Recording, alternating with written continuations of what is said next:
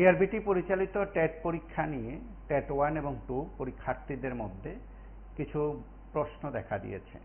তাদের উত্থাপিত প্রশ্নগুলো তারা বরাবরই সংবাদ মাধ্যমের কাছে তুলে ধরেছেন এবং টিআরবিটি কার্যালয়ে গিয়ে চেয়ারম্যানের সঙ্গে কথা বলেছেন। তারপর তারাও তাদের বক্তব্য সংবাদ মাধ্যমকে জানিয়েছেন। তার পাশাপাশি কিছুদিন ধরেই বলা যেতে পারে শিক্ষা ভবনে তারা আসছেন, টিআরবিটি কার্যালয়ের সামনে আসছেন। একটা সময় তারা ঘেরাও কর্মসূচি, তালাবন্দি করে আধিকারিকদের রাখা ইত্যাদির মতন কর্মসূচিতেও পরীক্ষার্থীরা সামিল হয়েছেন কিংবা নিজেদেরকে যুক্ত করেছেন। এই বিষয়গুলো নিয়ে চারদিক থেকে যে প্রশ্ন উঠছিল বা বিতর্ক দেখা দিয়েছিল, তারপর টিআরবিটির তরফে বক্তব্য ছিল, লিখিত বক্তব্য ছিল। টিআরবিটির তরফে যখন ফাইনাল আনসার কি প্রকাশ করা হয়েছিল, তারপর সেখানে তার মার্ক দেওয়ার বিষয়টি যখন সামনে এসেছিল, পরীক্ষার্থীদের তরফে আরও বিষয়ে সেখানে যুক্ত করে আবারও শিক্ষা ভবনে এসে আবারও টিআরবিটি কার্যালয়ে এসে তারা তাদের বক্তব্যের কথা জানিয়েছিলেন।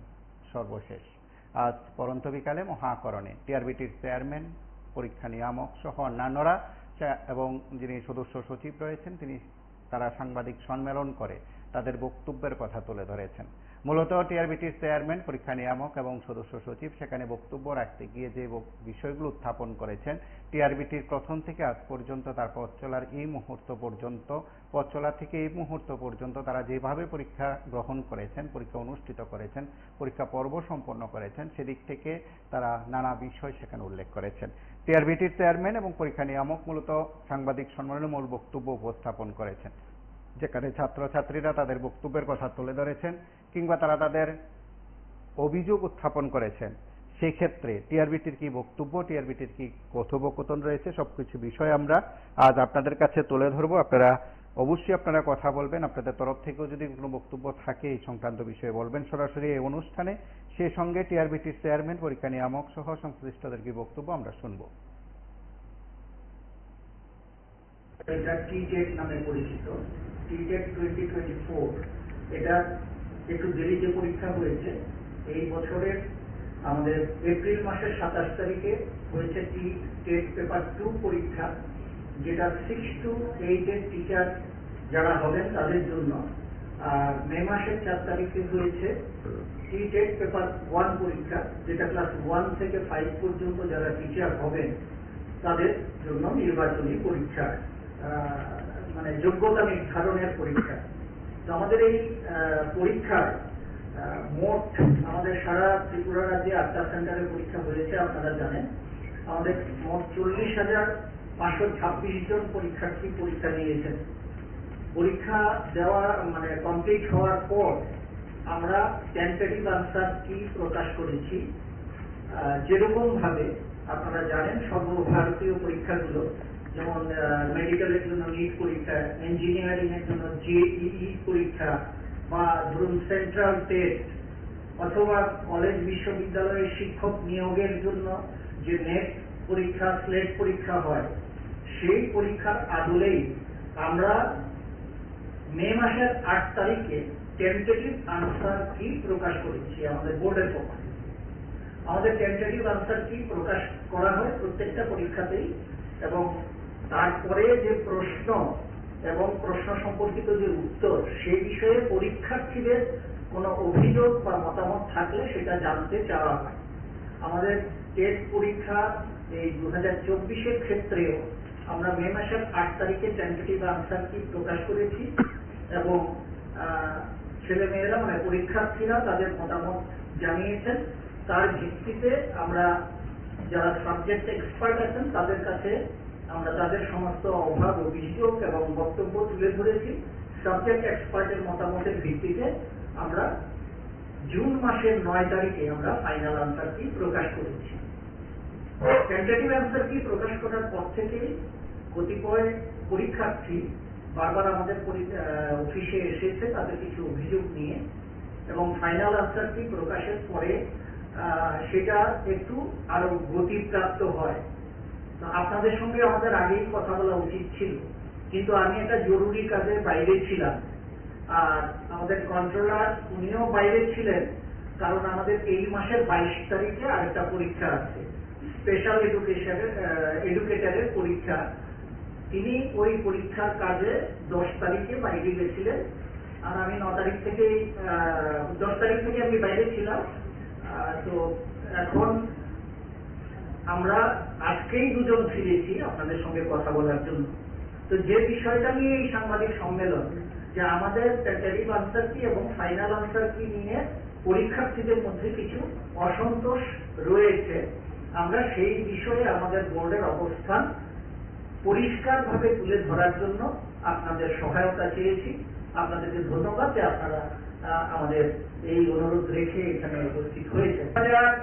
2021 সালে এরকম একটা ঘটনা ঘটেছিল যে আমাদের ফাইনাল আনসার কি প্রকাশ করার পর তারা এই প্রথম 2021 সালেই এই ধরনের বিক্ষোভ শুরু হয়েছিল।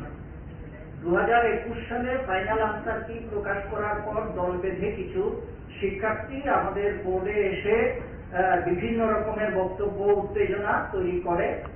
তখন আমরা তাদেরকে বলি যে আমাদের ফাইনাল আনসার কি প্রকাশিত হয়ে গেলে আর কোন রকমের অপশন আমাদের কাছে নেই সেটা কারেকশন করার।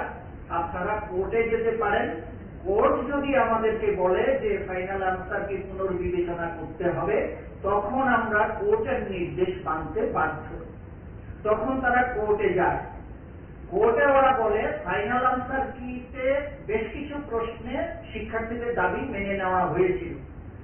তারপরেও ওরা কোর্টে যায় এবং বলে যে 32টা প্রশ্ন সম্পর্কে ওরা আপত্তি জানায়, যে হয় সিলেবাসের বাইরে, 9 প্রশ্নে ভুল, 9 উত্তরে ভুল, বলে 32টা প্রশ্নে নিয়ে ওরা আদালতে, মাননীয় হাইকোর্টে ওরা আবেদন করে।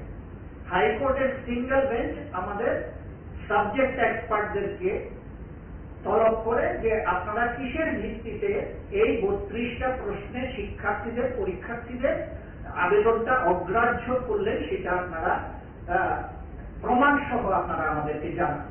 তখন সাবজেক্ট এক্সপার্টরা লিখিতভাবে কি কি কারণে কোন কোন তথ্যের ভিত্তিতে 32টা প্রশ্নকে তারা গ্রহণ করেননি সেটা আদালতকে জানিয়েছেন।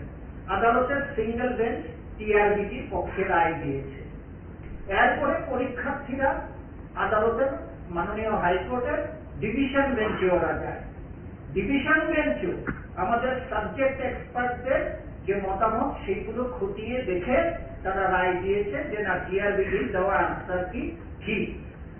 এরপরে পরীক্ষার্থীরা, সমস্ত পরীক্ষার্থীদের সুপ্রিম কোর্টে যাওয়ার ক্ষমতা আছে কিনা আমি জানি না, যাই হোক পরীক্ষার্থীদের তরফ থেকে করে সুপ্রিম কোর্টে যাওয়া হয় এই 32টা প্রশ্নের অভিযোগ নিয়ে, এবং সুপ্রিম কোর্টেও এই 32টা প্রশ্নের ভিত্তিতে টিআরবিটি যা উত্তর দিয়েছে সেটাকেই সঠিক বলে রায় দেওয়া হয়।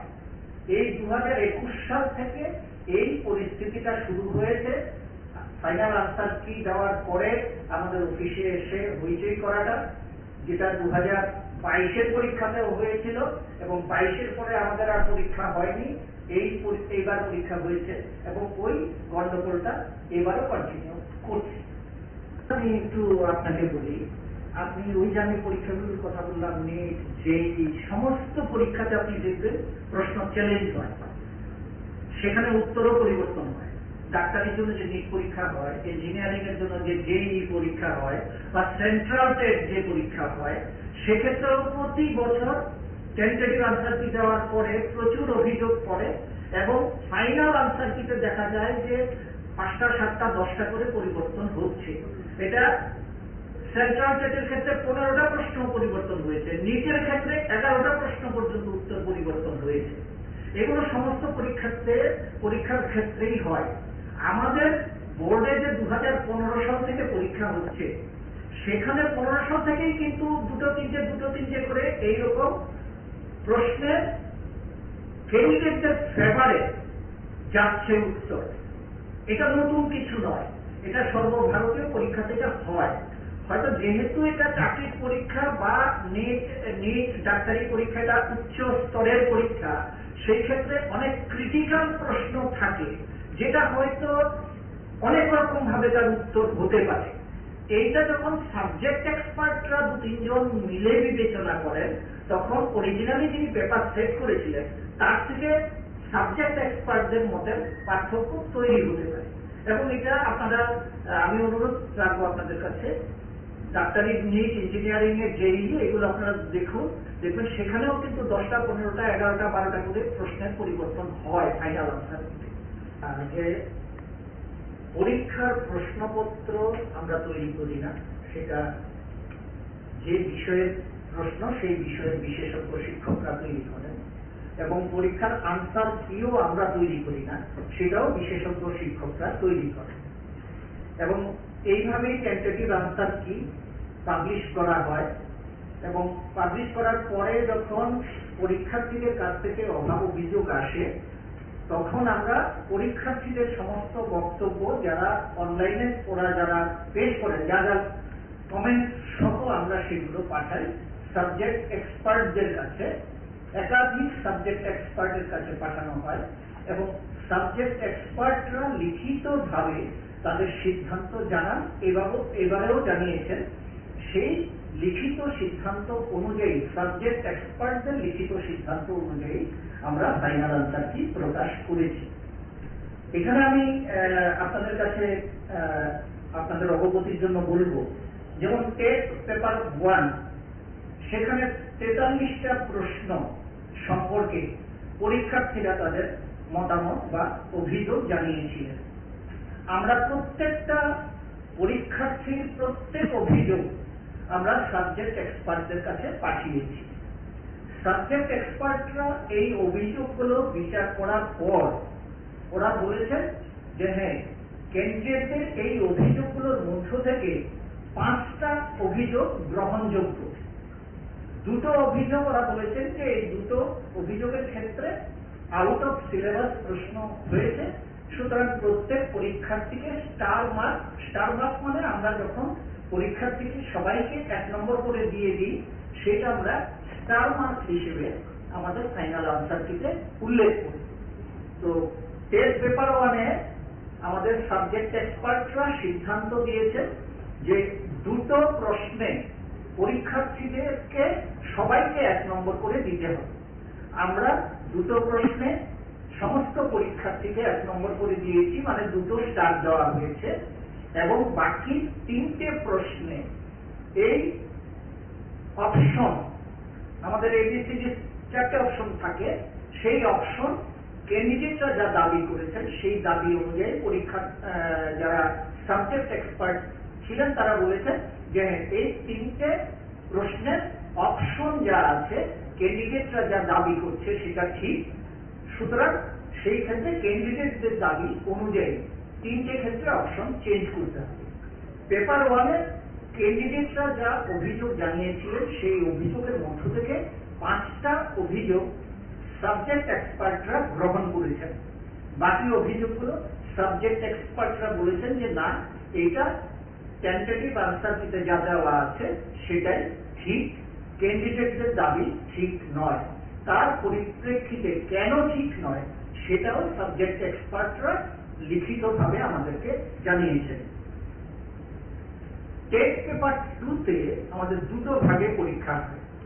একটা আনসার কি প্রকাশ করার পর এবং ফাইনাল আনসার কি প্রকাশ করার পর দল বেঁধে আমাদের অফিসে আসছেন, এবং তারা বিভিন্ন রকম ভাবে বক্তব্য সমাজ মাধ্যমে রাখছেন। তারা যে অভিযোগগুলো করছেন, তাদের অভিযোগগুলো তারা যা বলছে তাদের মতো দাবি মেনে নম্বর দিতে হবে। অর্থাৎ ওদের বক্তব্য হলো ওরা যা চায় সেভাবে নম্বর দিতে হবে। এটা কোনো পরীক্ষার ক্ষেত্রে সম্ভব নয়। আশা করি আপনারা যারা বিদগ্ধ সাংবাদিকরা এখানে সবাই রয়েছেন, আপনারাও জানবেন যে সাবজেক্ট এক্সপার্টের উপরে কথা বলার অধিকার আমাদের কারণ নেই। আমরা বারবার টেন্টেটিভ আনসার কি প্রকাশ করার পর আমরা বারবার পরীক্ষার্থীদেরকে বলেছি যে আমরা তোমাদের সমস্ত সিদ্ধান্ত সাবজেক্ট এক্সপার্টদের কাছে নিয়ে যাব। সাবজেক্ট এক্সপার্টরা চূড়ান্ত রায় যেটা দেবেন সেই অনুযায়ী আমরা আমাদের ফাইনাল আনসার কি প্রকাশ করব, এবং সেই যথাযথ পদ্ধতিতেই আমরা ফাইনাল আনসার কি প্রকাশ করেছি। কিন্তু ফাইনাল আনসার কি প্রকাশ করার পরেও পরীক্ষার্থীরা দল বেঁধে বড় বড় ফ্ল্যাক্স তৈরি করে ভিডিও করে সমাজ মাধ্যমে প্রচার করছেন যে টিআরবিটি ভুল প্রশ্ন ছাপিয়েছে, টিআরবিটি আউট অফ সিলেবাস বলছে, হ্যাঁ এইগুলো ওরা বলছে। এখন এই প্রসঙ্গে আমি আপনাদেরকে একটু পরিষ্কার করতে চাই যে কোন প্রশ্নের উত্তর কোনটা ঠিক কোনটা ভুল এটা আমরা টিআরবিটির কেউ জানি না, কারণ আমরা প্রশ্নও করিনি, আমরা উত্তরও ঠিক করিনি, আমরা কেউ সাবজেক্ট এক্সপার্ট নই। যারা সাবজেক্ট এক্সপার্ট তারাই প্রশ্ন করেন, তারাই উত্তর ঠিক করে দেন এবং ফাইনাল আনসার কি সাবজেক্ট এক্সপার্টরাই তৈরি করে দেন। আমরা সেই অনুযায়ী সেটা প্রকাশ করেছি। ক্যান্ডিডেটদেরকে প্রত্যেকবারই বলা হয়েছে এবারও যে ফাইনাল আনসার কি সম্পর্কে আপনাদের কোনো আপত্তি থাকলে আপনারা কোর্টে যেতে পারেন। কোর্টে যদি আপনারা যান তাহলে কোর্ট আমাদের যারা সাবজেক্ট এক্সপার্ট আছে তাদেরকে ডাকবেন, ডেকে বলবেন যে আপনারা কোন যুক্তিতে এই প্রশ্নগুলোকে আপনারা শিক্ষার্থীর অভিযোগটাকে গ্রহণ করলেন না। তখন সাবজেক্ট এক্সপার্টরা কোর্টের কাছে সেই ব্যাখ্যা দেবেন এবং সেটাই কিন্তু যথাযথ পদ্ধতি বা আইনি পদ্ধতি হওয়া উচিত। কিন্তু যে পদ্ধতিতে পরীক্ষার্থীরা প্রতিদিন এসে একটা হুল্লোড় করার চেষ্টা করছেন শিক্ষা ভবনে, যে ভবনে 5টা ডিপার্টমেন্ট রয়েছে, সেই ডিপার্টমেন্টগুলোর কাজকর্মে যেভাবে ব্যাঘাত তৈরি করছেন সেই জিনিসগুলো আমরা বাঞ্ছিত মনে করছি না। আমি আরো একটা জিনিস আপনাদের কাছে, তারা শিক্ষকতার কাজের প্রত্যাশী, শিক্ষকের আচার আচরণ যে ধরনের হয়, নিয়ম মেনে চলা একজন শিক্ষকের একটা গুরুত্বপূর্ণ কর্তব্যের মধ্যে পড়ে। আপনারা নিয়ম মেনে চলুন এবং আমাদের প্রসপেক্টাস কাম ইনস্ট্রাকশনে যে নিয়মাবলী ছিল সেই নিয়মাবলীগুলোকে আপনারা মান্যতা দিন। আপনারা যে অভিযোগ জানিয়েছেন সবগুলোকে আমরা সাবজেক্ট এক্সপার্টের কাছে পাঠিয়েছি। সাবজেক্ট এক্সপার্ট যেগুলোকে গ্রহণ করার সেগুলো গ্রহণ করেছেন, যেগুলো গ্রহণ করার নয় সেগুলো তারা গ্রহণ করেননি। এর পরেও যদি আপনাদের কোনো অভিযোগ থাকে আপনারা আইনের দ্বারস্থ হতে পারেন। আমাদের পক্ষে ফাইনাল আনসার শিটে কোনো পরিবর্তন করা সম্ভব নয়, এই অধিকার আমাদের নেই। সুতরাং আপনারা আইনের দ্বারস্থ হতে পারেন এবং আবেদন থাকবে যে আপনারা আমাদের কাজে সহযোগিতা করবেন, কারণ এই রকম পরিস্থিতি যদি তৈরি হয় তাহলে তো আমাদের ভাবতে হবে যে ভবিষ্যতে আমরা আদৌ আর পরীক্ষা নিতে পারবো কিনা।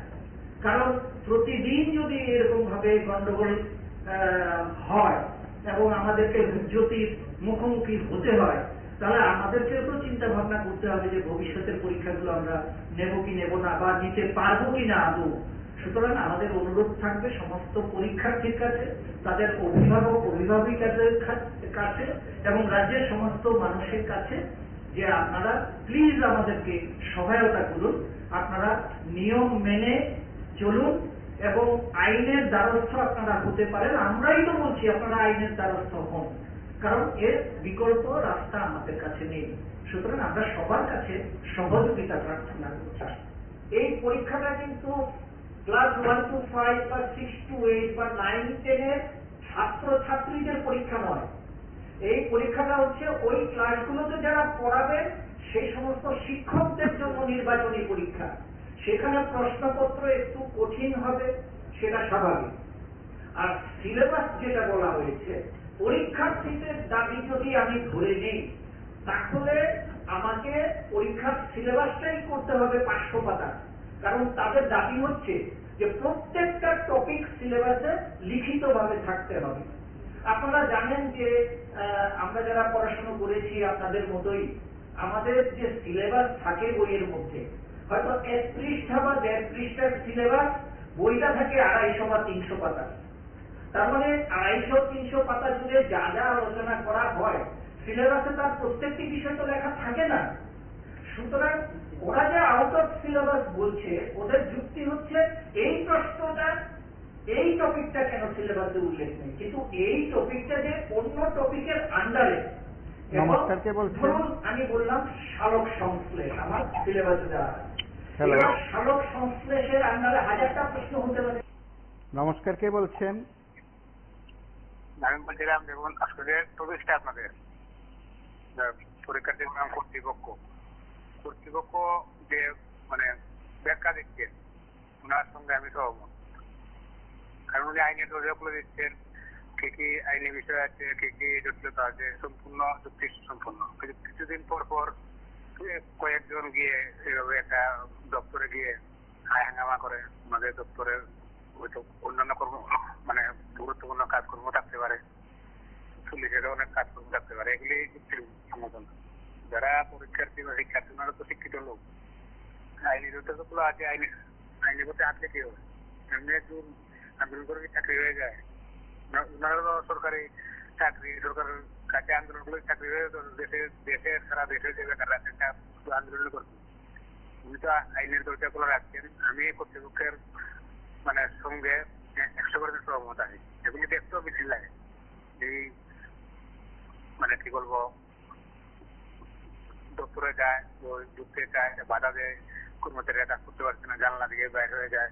ওনারা কি ওনার সরকারের বেতন পাচ্ছে? তো যারা করছে এগুলি আমি মানে ওনাদের পক্ষে মানে কর্তৃপক্ষের সমর্থন করছি, যে বক্তব্য দিচ্ছেন উনি।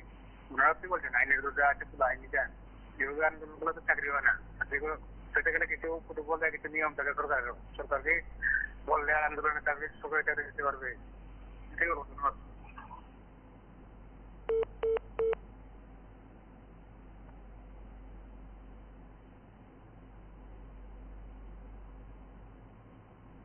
দেশের আন্ডারে হাজারটা প্রশ্ন হতে পারে, তার মানে কি হাজারটা প্রশ্নের সেই টপিক আমার সিলেবাসে রাখতে হবে? রাখা কি সম্ভব? তো এইভাবে আউট অফ সিলেবাস ওনারা বলছেন। আর আরেকটা কথা আমি বলে রাখি যে 2015 সাল থেকে আমরা পরীক্ষা দিচ্ছি, টেট পরীক্ষা। আমাদের 2020 সাল অব্দি এই ধরনের কোন ঝামেলা পোহাতে হয়নি, আমাদের বোর্ডে কেউ আসে। ইভেন 2019 সালে ত্রিপুরা রাজ্যে সব থেকে বড় পরীক্ষা হয়েছিল, যে কোনো ক্ষেত্রে পরীক্ষা ধরলে সব থেকে বড় পরীক্ষা, যেখানে 1,15,450 জন টেট পরীক্ষা দিয়েছিল। টেট 1 পরীক্ষা দিয়েছিল 65,047 জন, আর টেট 2 পরীক্ষা দিয়েছিল 50,403 জন। নমস্কার, কে বলছেন? টেট 1 এ 65,000। হ্যালো কথা বলুন, হ্যালো কথা বলুন। হ্যাঁ, পরীক্ষার্থী বনাম কর্তৃপক্ষ, শুনেন, কর্তৃপক্ষ এটার নামকে আগে বাজে প্রশ্নপত্র পারবো, যার জন্য পরীক্ষার্থীরা এটার নামকে বলছে যে ভুলভাল প্রশ্ন করে থাকি, ওনারা এটা এমনি করতেছেন না থাকি। আমি একটা সাজেশন, যে সাজেশন আমার ব্যক্তিগত অভিমত, একটা মোদিকে দিয়ে সেটা আপনি দেখা যায়, এরা যে প্রশ্নগুলো করছে এগুলোকে আদৌ মানে ভালো প্রশ্ন না ভুলভাল প্রশ্ন, বা এরা যে কমপ্লিট করছে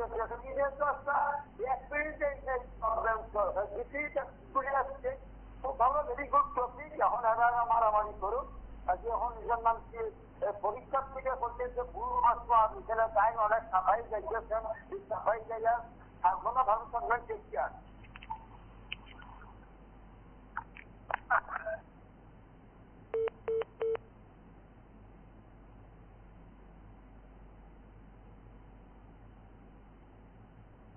$65,047 জন পরীক্ষা দিয়ে পাশ করেছিল মাত্র 428 জন, আর টেট 2 তে 50,403 জন পরীক্ষা দিয়েছিল, পাশ করেছিল মাত্র 766 জন।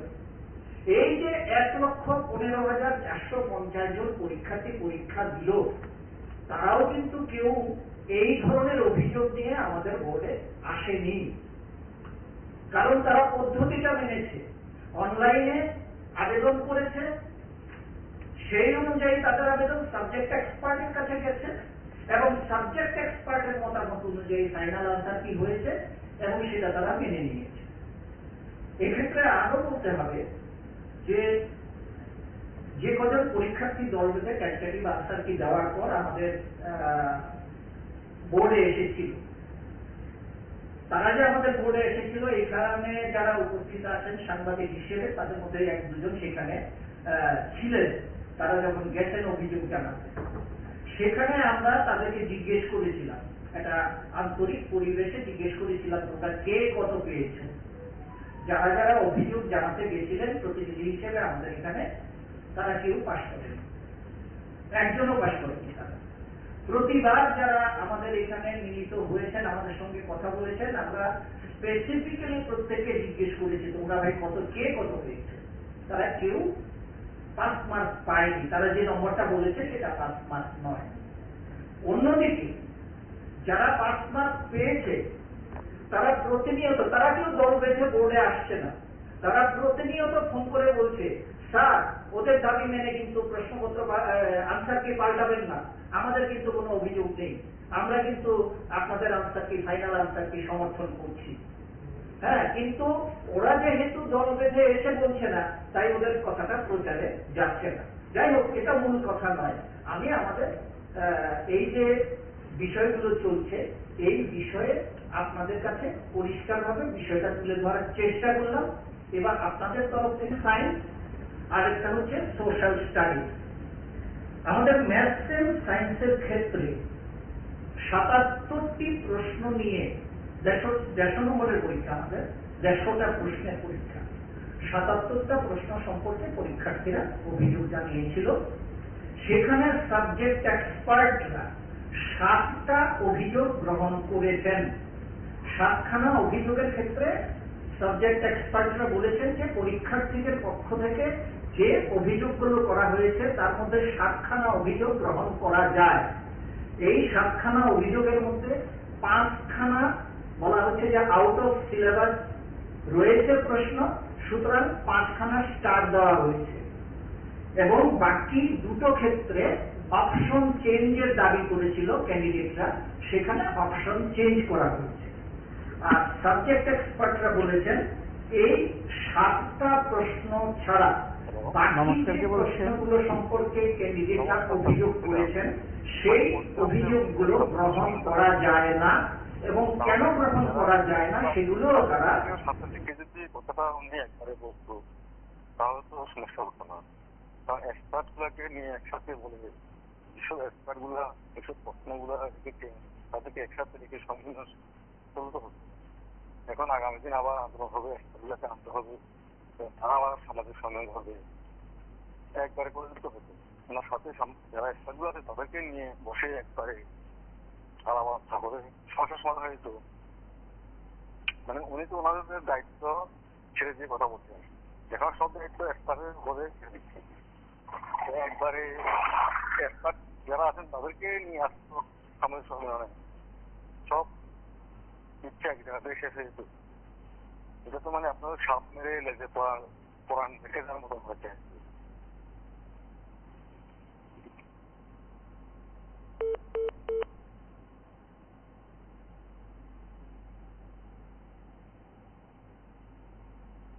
তারা উইক নমস্কার, কে বলছেন? তারা লিখিতভাবে জানিয়ে কথা বলুন। হ্যালো, আজকে যে আপনাদের এগুলো দেখাচ্ছেন টেট 1 টেট 2 পরীক্ষার্থীর ব্যাপারে মাননীয় চেয়ারম্যান সাহেব যে কথা বললেন, ওনারা পরীক্ষা নেন কিন্তু প্রশ্নপত্র ওনারা করেননি এবং প্রশ্নপত্র উত্তরও ওনারা করেননি, এই কথা বলে কিন্তু ওনারা খালাস। ওনারা যে ভুল করেছে এটা কিন্তু প্রমাণিত আছে, ভুল যে করে আসলে কি এক্সপার্ট বলেন, এক্সপার্ট কি করাতে কি আছে? এক্সপার্ট কোথেকে তৈরি করেছেন, কবে নাগাদ তৈরি করেছেন, কখন তৈরি করেছেন? আমার মনে হয় এক্সপার্টরাও এক্সপার্ট হয়নি, যার জন্য প্রশ্নপত্র ভুল করেন, তারপরে মানে কি কয় সিলেবাসের বহির্ভূত প্রশ্ন করেন। ছাত্ররা কিন্তু অন্যায় করেননি আন্দোলন করে, কারণ যেসব কম্পিটিশন জগৎ তারা কিন্তু একটা চাকরি পেতে কিন্তু তাদের কিন্তু দিন রাত খেতেও ওনারা কিন্তু পাচ্ছেন না, কিন্তু যার যার সাধ্য মতো কিন্তু তারা চেষ্টা করে ওনারা পরীক্ষা দিচ্ছেন। এইবার কর্তৃপক্ষ যদি এরকম ভুল করেন তাইলে তো ওনার ছাত্রদের ধৈর্য কতক্ষণ থাকবে? আমার তো মনে হয় উভয় পক্ষের ব্যাপারটা দেখা উচিত। আর উনি চেয়ারম্যান সাহেব, আমার মনে হয় ওনার একটু ধৈর্য নিয়ে সাবজেক্ট টিচার এবং একটা দুই পক্ষের মানুষ, যারা যারা প্রশ্ন করলো, যারা যারা উত্তর দিল, তার উভয় পক্ষের মানুষগুলিকে একত্রিত করে ওনারা সবগুলো ঠিক করে ফেলল। ঠিক করে যখন তারা ভুল হয়েছে ও ভুলগুলি তারা স্টার্ট দেবে, আর তারা বারবার ছাত্ররা ভুলগুলি ধরাই দেবেন, বারবার আন্দোলন করবেন, তারা কি অবসর আছে? আসলে তো তারা তো ঠান্ডা করে বসে থাকেন, আর ছাত্ররা তো ঠান্ডা করে থাকতে পারেন না। তার জন্য তারা তো মনে আর মানছে না যে একবার পরীক্ষা গেল 3 বছরে, আবার কত বছর পরে পরীক্ষা নিবে, আবার একটু আশার আলো দেখবে, সব পরীক্ষা উত্তীর্ণ হতে পারবে কি পারবে না, এটা হলো পরের ব্যাপার। যে সমস্ত প্রশ্ন এখন তারা করেন, কোয়ালিফাইড মাস্টার শুধু তৈরি করে কি করছেন? মাস্টার তো স্কুলে নাই, আর স্কুলে পড়াশোনাই হন না, লাগে মাস্টার কথার কথা 10 জন, মাস্টার আছে 1 জন 2 জন, এরকম তো করতেন ওনারা এত বিজ্ঞ, ওনাদের এত পারদর্শী, ওনাদের সরকারও এত পারদর্শী। তো আসলে কি আমার মনে হয়, যাই হোক, স্টুডেন্টদের কথাগুলি সর্বতভাবে দেখা উচিত। মাননীয় চেয়ারম্যান সাহেব, আপনি হয়তো উপরের জায়গায় বসে আছেন, আপনি একটু তাদের দুঃখের ব্যাপারটা বুঝুন। আপনিও মনে হয় ওদের মতো পরীক্ষা দিয়ে আপনি চেয়ারম্যান হননি, কিন্তু ওনারা কিন্তু পরীক্ষা দিয়ে উত্তীর্ণ হয়ে আবার মাস্টার হিসাবে হয়তো তারা বসবে, কিন্তু তাদের কিন্তু কঠিন পরীক্ষায় উত্তীর্ণ হতো। কিন্তু আপনাদের আমলে কি কিন্তু সেরকম পরীক্ষা কিন্তু এরকম ছিল না। যাক, আপনারা ভাগ্যন গুণে সেই জায়গায় এইভাবে আছে, কিন্তু আপনাদের আমার মনে হয় যে ভুলগুলি আপনারা করছেন, ধরছেন, আপনি নিজেও পাইছেন, হ্যাঁ, এগুলি এভাবে অন্যের উপর দোষ দিয়ে খালাস হবেন না। আপনারা আবার ধৈর্য ধরুন, কতটি প্রশ্ন আপনারা ভুল করেছেন, সঠিক ভাবে যদি ভুল হয়ে থাকে ছেলেদেরকে স্টার মার্ক দিয়ে দিন, ওরা একটু খুশি হয়ে যদি চাকরি পেয়ে তো পাইবই, আর না পাইলে তো ওরা দুঃখের করে বলে থাক। কিন্তু আপনাদের ভুলটার কারণে কেন ওনারা নাম্বার পাবে না? আমার মনে হয় সেই জিনিসটা ছাত্রদের পক্ষ নিয়ে সবাই একটু আন্দোলনের মাধ্যমে এগুলি দেখা উচিত। এত কঠিন করলে ছাত্ররা কিন্তু এখন পড়ার মধ্যে অনীহা চলে আসছে, যে এই কড়াকড়ি চলছে, যে এত কড়াকড়ির মধ্যে আমরা কতটুকু করতে পারবো? একদিকে সংসার পরিচালনা করে ছাত্রদেরকে কতটুকু পরিচালনা দিতে পারে গার্জিয়ানরা? সব গার্জিয়ান তো পারে না। তাদেরকে সঠিকভাবে খাওয়ানো, সঠিকভাবে মাস্টারদেরকে পড়াশোনা করানো, অনেক কিছুই ব্যাপার হয়। এটা পারবো বড় লোকরা, যারা বড় লোক, তাদের টাকা পয়সার অভাব নেই, যারা 2-3 জন চাকরি করে, যারা এমএল, যাদের বেতন 3 ডাবল বাড়িয়ে নিচ্ছে, তাদের ছেলে মেয়েরা সেই সব পরীক্ষা দিয়ে হয়তো অনায়াস উত্তীর্ণ হয়েছে। ওই চেয়ারম্যান সাহেবের ছেলে পেলে থাকলো ওনারা পারবেন, কারণ ওনাদের টাকার অভাব নেই। ওনারা তো মাস্টাররা থাকবেন বেশি করে, তারা যেমনি করবেন। যাক, তাদের হয়তো এগুলি হবে না, কিন্তু ছেলেরা কষ্ট করে একটা পরীক্ষা দেয়, আপনারা এত ভুল করবেন কেন? আপনাদের ভুল করাটাই কিন্তু নেহাতেই অন্যায়। আমার মনে হয় এগুলি সঠিকভাবে সামনের দিনে সঠিক করতে পারে। এবারই যদি আপনাদের যেই প্রশ্নগুলি ভুল আছে সেগুলি তাদেরকে স্টার মার্ক দিয়ে ছেলেদেরকে উপকৃত করে দিয়ে দিন, এটাই আমাদের কথা।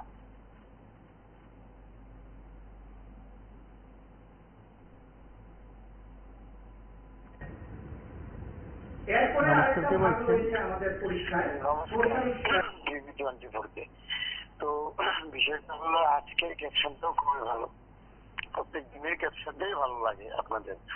তবে আজকে টেট নিয়ে যে বিষয়টা, টেটের সম্পূর্ণ বিষয়টা হলো, দেখুন, প্রত্যেকবার আমরা যখন দেখি ত্রিপুরা রাজ্যের মধ্যে শিক্ষক নিয়োগের মেইন প্রসেসটা হলো টেট, কিন্তু টেট যখন নেওয়া হয় তখন বিজ্ঞপ্তি জারি করে শিক্ষা দপ্তর তার যে নিয়ম, ক্রাইটেরিয়া সবকিছু উল্লেখ থাকে, সিলেবাস থাকে, কিভাবে প্রশ্ন করতে হবে এটারও একটা নোটিশ দেওয়া হয়, কি কি টাইপের প্রশ্ন আসবে সিলেবাস দেওয়া থাকে। তো সবকিছু যখন দেওয়া থাকে তাহলে ভুল কেন হয়, এবং এই ভুলটা কে করে? যারা প্রশ্নপত্র ছাপায় বা প্রশ্নপত্র যারা তৈরি করে তারাই তো ভুলটা করে। আবার বইয়ের মধ্যে সঠিক উত্তর আছে এবং তাদের কাছে গেলে এটা ভুল হয়ে যায়, তাহলে বলে ভুল, রাইটার ভুল, এরকম বলবে।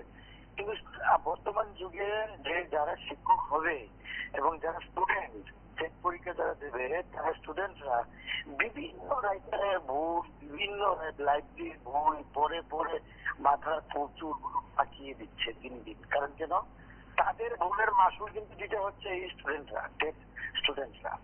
প্রত্যেক দিন উনি যে আজকে সাংবাদিক সম্মেলনটা করলেন, এই যে চেয়ারম্যান সাহেব, উনি তো অ্যাকচুয়ালি উনি চেয়ারম্যান দায়িত্বে ওনার প্রয়োজন পড়ে না। কারণ কেন, উনি রিটায়ার পারসন, ভালো একজন ভালো, ওনার থেকে আরো অভিজ্ঞ শিক্ষক আছে ত্রিপুরা রাজ্যের মধ্যে, ওনাদেরকে তো বসাতে পারেন।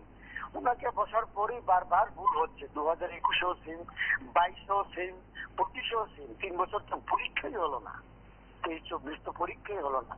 ওনাদের নিজেদের গাফিলতির কারণে ত্রিপুরা রাজ্যের যে স্টুডেন্টরা রাস্তায় হুড় করে ঘুরছে। কারণ কেন, একদিকে তারা ভুল করবে, আর যদি স্টুডেন্টরা গিয়ে তাদের ভুলের যদি তাদের ভুলটা যদি স্টুডেন্টকে ধরিয়ে দেয়, তখন স্টুডেন্টরা ভালো না। স্টুডেন্টরা নাকি শিক্ষকতার যোগ্যতা না, স্টুডেন্টরা কি যেভাবে ওদেরকে ওনাদের কাছে যায়, মানে তার মানে কি অনলাইনে উনি চ্যালেঞ্জ করার জন্য বলেছেন, টাকা পয়সা কিছু রোজগার করার জন্য, এটাই না।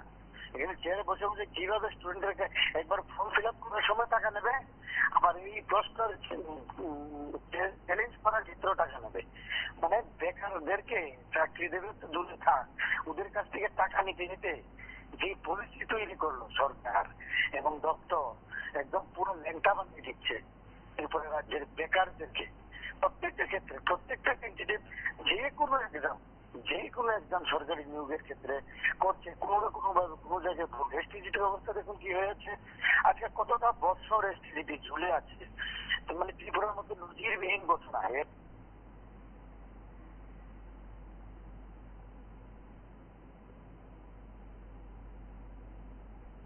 সোশ্যাল স্টাডি, সেখানে 74টা প্রশ্ন, 150টা প্রশ্নের পরীক্ষা, 74টা প্রশ্ন সম্পর্কে পরীক্ষার্থীরা অভিযোগ করেছিল। সাবজেক্ট এক্সপার্টরা বলেছেন যে এই 74টা অভিযোগের মধ্যে 10টা অভিযোগ গ্রহণযোগ্য, বাকি অভিযোগগুলো গ্রহণযোগ্য নয়।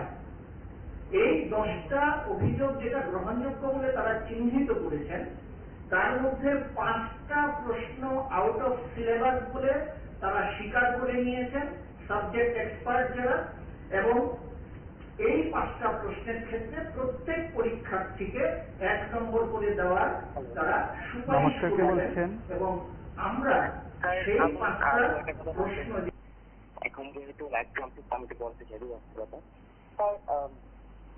আমরা একদম দিয়েছি, একদম দেওয়ার পর যে ভুলগুলি আসলো, উনি বলেছেন যে এখন ট্রেন্ড হয়ে গেছে। আমরা যখন প্রথমে গেলাম, উনি বললো যে একটা ট্রেন্ড হয়ে গেছে, সবাই এখন টিআরপিটিতে চলে আসে। তো আমি বলতে চাইছি যে টিআরপিটি কিন্তু আমাদের মামার বাড়ি নয় যে আমরা ওখানে যাব গিয়ে বার্তালাপ করবো। আপনাদের ভুলের কারণেই কিন্তু আমাদের আসতে হলো টিআরপিটিতে। এসে আমাদের ভুলগুলি, ওদের যে ভুলগুলি হয়েছে ওইগুলি আমরা দেখালাম বিভিন্ন বুক দিয়ে, বিভিন্ন সোর্স দিয়ে। তো ওই সময় উনি বললো যে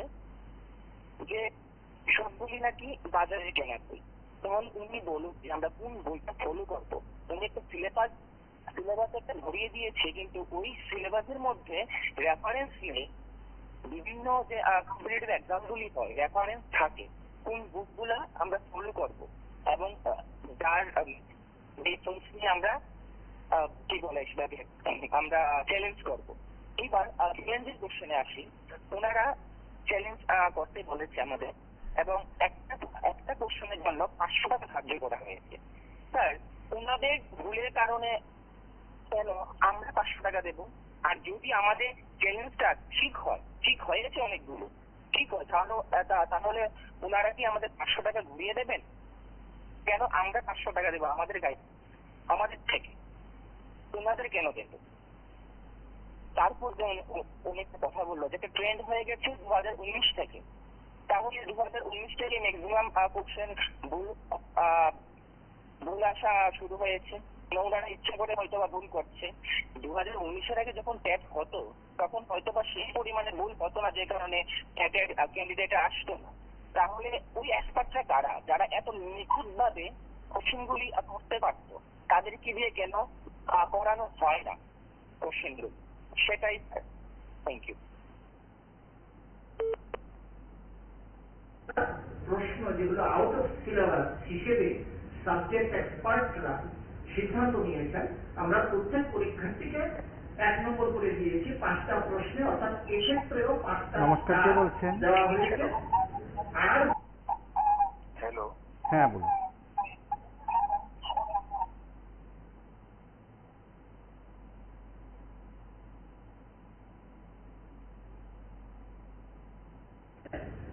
আর বাকি 5টা প্রশ্নে অপশন গুলো চেঞ্জ হয়েছে। নমস্কার, কে বলছেন? নমস্কার দাদা, আমি আগরতলা থেকে বলছি। হ্যাঁ বলুন। হ্যাঁ, আমি একজন স্কুল শিক্ষক, আমি নাম বলতে চাইছি না। হ্যাঁ, তো আজকে যে প্রেস কনফারেন্সটা দেখলাম, ওইখানে যে প্রস্তুতার বলছিল যে 21-এ নাকি একটা কোয়েশ্চেন চ্যালেঞ্জ করা হয়নি ওই এনার্কি থিওরি নিয়ে। হ্যাঁ, তো এটা অ্যাকচুয়ালি চ্যালেঞ্জ করা হয়েছিল। উনি কেন মিথ্যে কথা বললেন আমি সেটা বুঝতে পারলাম না। এটা আমি নিজেও চ্যালেঞ্জ করেছি, কেউ যদি প্রুফ চায় আমি দিয়ে দিতে পারবো, কারণ চ্যালেঞ্জের কপিটা আমার কাছে এখনো আছে। তো এইভাবে একজন মানে উচ্চপদস্থ আধিকারিক মিথ্যা কথাটা বলা একদম উচিত হয়নি প্রেসের সামনে। আর যেহেতু উনি বলছেন যে 77টা কোয়েশ্চেন নাকি সায়েন্সের চ্যালেঞ্জ করা হয়েছে, তো এরকম কখনোই হতে পারে না। সায়েন্সের কোয়েশ্চেন থাকেই মানে 30টা। হ্যাঁ, ম্যাথের থাকে 30টা, সায়েন্সের থাকে 30টা। আর এখানে সত্যি অনেক আউট অফ সিলেবাস কোয়েশ্চেন আছে। আর আমি বলতে চাই, উনি যে এক্সাম্পলটা বলেছেন যে সালোক সংশ্লেষ থেকে যদি কোয়েশ্চেন আসে, তাহলে সালোক সংশ্লেষ থেকে তো অনেক কোয়েশ্চেন আসতে পারে। এটা রিসার্চ পেপার, কারেন্ট রিসার্চ যে হচ্ছে সালোক সংশ্লেষ নিয়ে, সেটার থেকে তো কোয়েশ্চেন আসতে পারে। তো ছাত্রছাত্রীরা যারাই পরীক্ষা দিয়েছে তারা কি সবগুলা পড়বে নাকি? যেমন আমি যদি বলিনি উদাহরণের ক্ষেত্রে, যে প্রস্তুতার তো নিজে এডুকেশনের একজন মানে শিক্ষক বলতে পারেন। ওনার এডুকেশনের তো অনেক ডিভাইস ইউজ হয়, তো এডুকেশনাল ডিভাইসে তো ফিজিক্সের অনেক ল বা মেকানিজমও ইউজ হয়। তো আমি যদি এডুকেশনের কোয়েশ্চেনে ফিজিক্সের কোনো মেকানিজম বা ডিভাইসের যেগুলো এডুকেশনের ক্ষেত্রে চিলড্রেনদের জন্য কাজে লাগে, আমি যদি এরকম কোয়েশ্চেন করে দিই, তাহলে সেটা কি রিলায়েবল বা ভ্যালিড? ওনার ওই বিষয়টা অনেক মানে চিন্তা করা উচিত ছিল। আর 77টা কোয়েশ্চেন তো সায়েন্সের কোনোভাবেই হতে পারে না। আর আমি ইদানিং যা দেখলাম, আমি মানে সব নিউজ চ্যানেলগুলা বা আপনাদের নিউজ চ্যানেলগুলা বা দেখে আমি যা বুঝলাম যে মানে দেখার পর আমার মনে হলো যে সায়েন্সের কোয়েশ্চেনটা সত্যি দেখার বিষয়। তারপরে আমি কালেক্ট করলাম, দেখলাম যে সত্যি তো যে সায়েন্সের অনেকগুলো কোয়েশ্চেন আউট অফ সিলেবাস ছিল, একদম কমপ্লিটলি আউট অফ সিলেবাস যাকে বলা হয়। কিন্তু উনি কেন বললেন যে এগুলো আউট অফ সিলেবাস না বা রিলেটেবল, সেটা আমি বুঝতে পারছি না। তো আমার মনে হয় যে ওনার আরো অনেক মানে গম্ভীরভাবে বা এক্সপার্ট যারা আছে ওদের কে দেখানো উচিত যে এগুলো সত্যি আউট অফ সিলেবাস কিনা। কারণ যেহেতু স্টার পড়েছে বা টেন্টেটিভ আনসার কি থেকে ফাইনাল আনসার কিতে অনেক কিছু চেঞ্জ হয়েছে, তাহলে সেটা একদম স্পষ্ট মানে জলের মতো ক্লিয়ার যে এক্সপার্টরাও ভুল করে। নাহলে টেন্টেটিভে একরকম আনসার থাকবে, ফাইনালি আনসার চেঞ্জ হয়ে যাবে বা স্টার পড়বে, তো এটা তো একদম যুক্তিযুক্ত কথা নয়।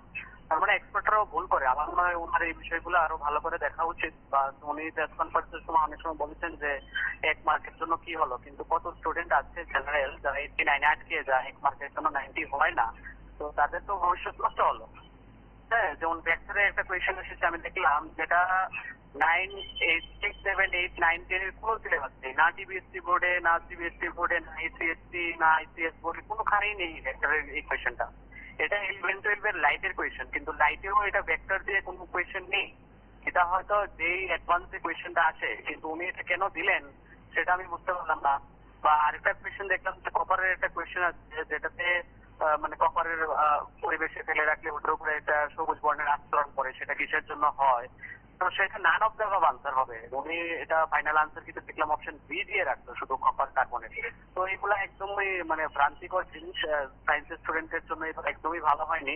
আর সায়েন্সের স্টুডেন্টরা দেখলাম শুধুমাত্র সায়েন্সের কোয়েশ্চেন গুলা নিয়েই কমপ্লেন করেছে। ওরা কিন্তু যে ইংলিশ থাকে বা বাংলা থাকে বা প্যাডাগজি, চাইল্ড প্যাডাগজি বলে একটা পোর্শন থাকে, ওইখানে কিন্তু ওদের কোনো কমপ্লেন নেই। ওদের মেইন কমপ্লেনটা হলো সায়েন্সের কোয়েশ্চেন গুলা নিয়ে। ম্যাথেও ওদের কোনো সমস্যা নেই আমার তা মনে হয়। কিন্তু কেন এরকম হলো, আমার মনে হয় ওনার পুনর্বিবেচনা করা উচিত।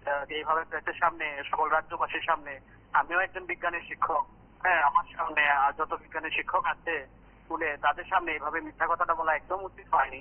তো আমার মনে হয় পুনর্বিবেচনা করা উচিত।